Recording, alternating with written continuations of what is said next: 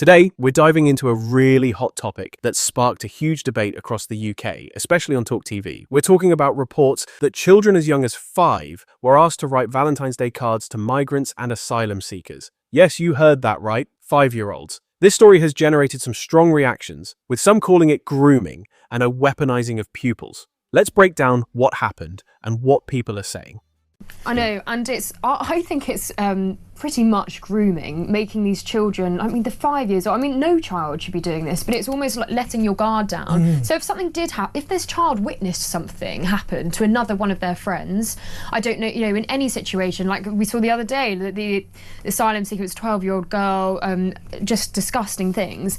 And they'll be like, well, hang on a sec, these are the people that I have been told I'm meant to love and support their rights. But they couldn't possibly have done that. And, even if their friend confided in them and said, this happened to me and it was a man from the hotel, they'd be like, but these are the good guys and we've been told. Right. And it's sort of teaching children. So, I mean, children should not be writing Valentine's cards to any men in particular. I mean, anyone, it's weird, but particular men who they don't know, regardless of where they're from. Last year, it was reported that pupils in schools across the UK were encouraged to send messages of love and solidarity on Valentine's Day by creating handmade cards for migrants and asylum seekers. These weren't just simple Happy Valentine's Day messages. Reports claimed that some of these cards featured slogans such as "You're welcome here" and "I love refugee rights, stop the Rwanda scheme." Many of the cards also reportedly included an orange heart symbol, which is known to symbolize compassion for people fleeing war. According to The Telegraph, one school's cards were delivered to St. Chad's Sanctuary, a local group supporting asylum seekers.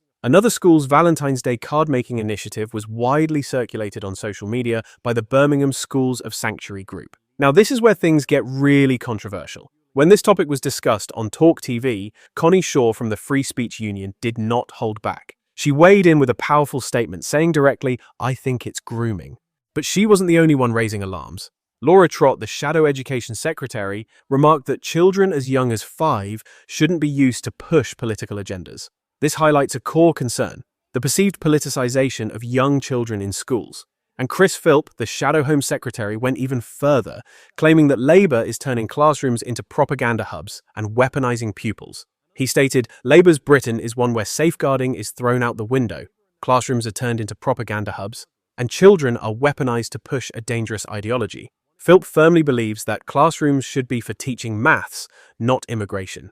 He specifically pointed fingers at the Labour-run Birmingham Council, accusing them of allowing political campaigning to creep into our schools.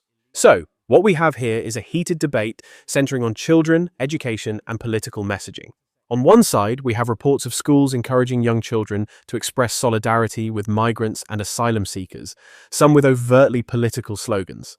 On the other, we have prominent figures calling this grooming, weaponizing pupils, and turning schools into propaganda hubs, arguing that education should focus on core subjects, not political agendas. It raises important questions about the role of schools in teaching empathy versus potential indoctrination, and where the line is drawn when it comes to political activism involving very young children. What do you think about this? Is it a harmless act of kindness, or is it inappropriate political campaigning within our schools?